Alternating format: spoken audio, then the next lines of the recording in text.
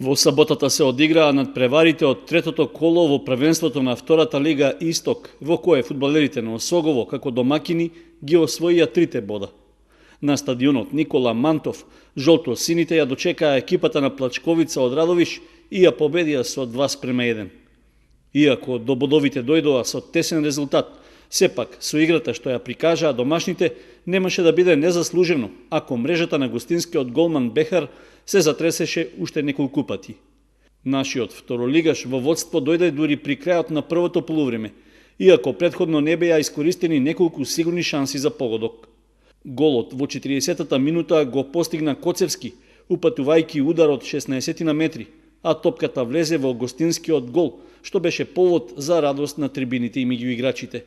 Со ваков резултат се отиде на пауза, а во вториот дел од надпреварот како малку да се загуби енергичната игра на домашните, па иницијативата ја презедоа гостите од Радовиш. Тоа им донесе и позитивен ефект во 60-та минута, кога изедначи од пенал што го изведе Петров. Претходно во 16-никот на Осогово беше направен груп фаул над гостинскиот играч Најдов, што судијата Илиовски го санкционираше со удар од 11 метри.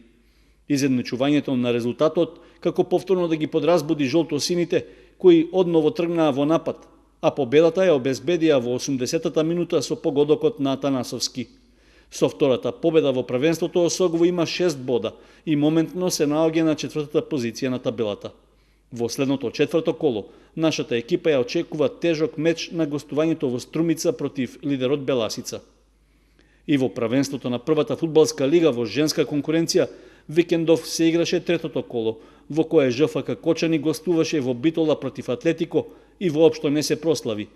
Кочанскиот женски прволигаш доживеа пораз од 6:0, со што и понатаму останува без бодови. Екипата ја продолжува серијата катастрофални порази со примени 6 гола на средбите од сите 3 досегашни кола и без бодови останува на дното на табелата. Поради обврските на женската фудбалска репрезентација до 17 години, првенството ќе мирува 2 недели, односно 4-то коло ќе се игра на 7 октомври, кога нашата екипа ќе биде домакин на последно пласираната Каменица, која годинава е дебитант во првенството.